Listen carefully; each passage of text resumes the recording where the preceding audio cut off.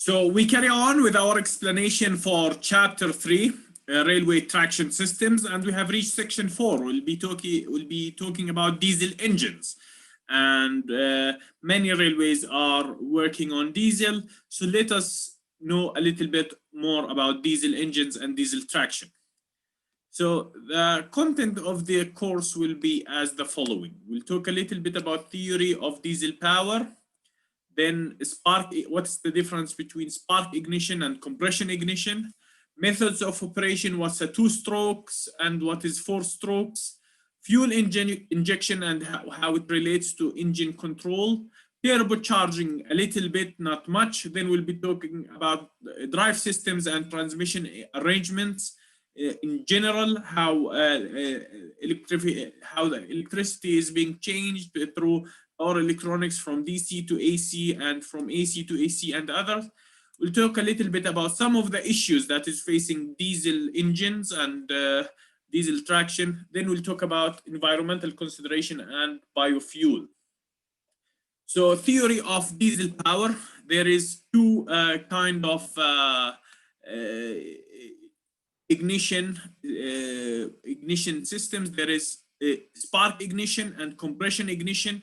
This is the spark ignition that is dependent on a plug or a small spark, and the compression ignition is dependent on multiple points that is being combusted.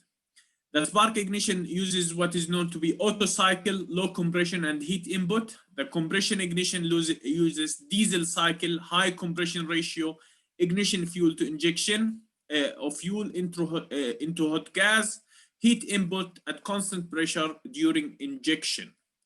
So heat input at constant pressure during injection. This is the 4-stroke cycle: intake, compression, power, exhaust. And this is the 2-stroke cycle. The first stroke and the second stroke, where exhaust happen in the second stroke. Exhaust port open, burnt gases are pulled out. So the 2-stroke engine is inlet controlled by piston movement. That's the piston. Outlet of exhaust, that the exhaust cannot go to high speed. High temperature cycle, every stroke is a working stroke. The 4-stroke engines start with intake, compression, power, exhaust.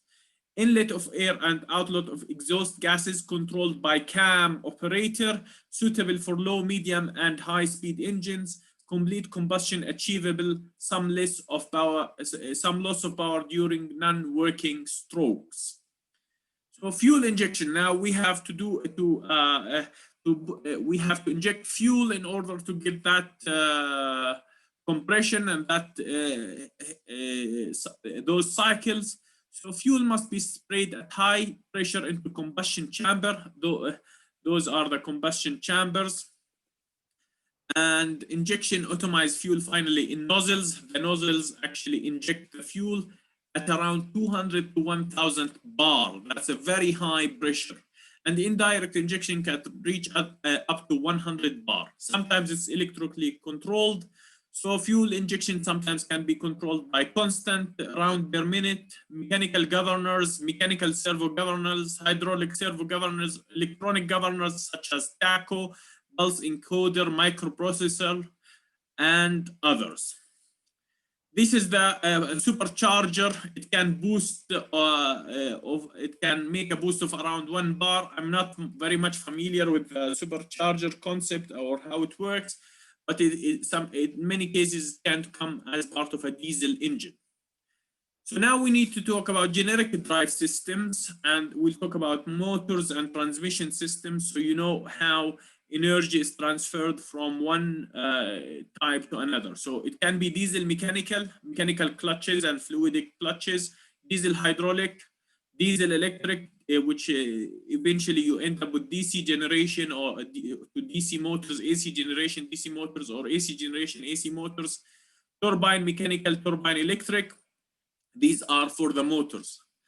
But also you should need that there is some power electronics that works to transform different currents and voltages to what is suitable for the motor and for different parts.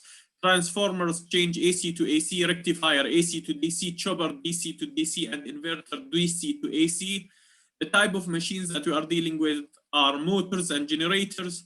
Motors can be DC fed and can be AC fed. If it's AC fed, it's known to be an induction motor or a synchronous motor. Generator can create an AC output or a DC output. Now, some of the issues with diesel traction, many railways uses diesel as the main fuel. The temperature cycling of engines, so temperature can be high, piston and cylindrical interface, cooling of the engine, lubrication of engine cranks and piston interface, exhaust gases and particulates. Sometimes will create air pollution and oil leakage, and sometimes loss of power at high latitude. Variable frequency vibration, variable frequency noise. This is some of the issues that can happen within a diesel engine application. One of the good things that many diesel engines are suitable for a range of biofuels, and those biofuels that you can get from corn or other crops. So you transfer these crops to a biofuel and you can use them as biodiesel. And the problem with these, the good thing that sometimes you can utilize them within the same diesel engines, but they have their own limitations. For example, the space you need to plant a large area to get sufficient fuel that can be utilized. Also, sustainability aspects is a big thing. The cost structure can be also an issue, whether it's better to use the crops as a food or it's better to use them as fuel. Also some RAMs issues. That was a very quick introduction to the usage of diesel engines and diesel power in railways. This was a very quick summary. Remember 2 strokes, 4 strokes. Remember spark ignition, compression ignition. Remember the types of motors and machines, the types of power electronic. Remember the issues that can be air pollution can be faced within diesel engine, air pollution, oil leak, sometimes high temperature and cooling, lubrication, piston and cylinder interface. Also remember that it can be used as a biofuel. That was a quick introduction to the usage of diesel engines in railways. We'll see you in the next section.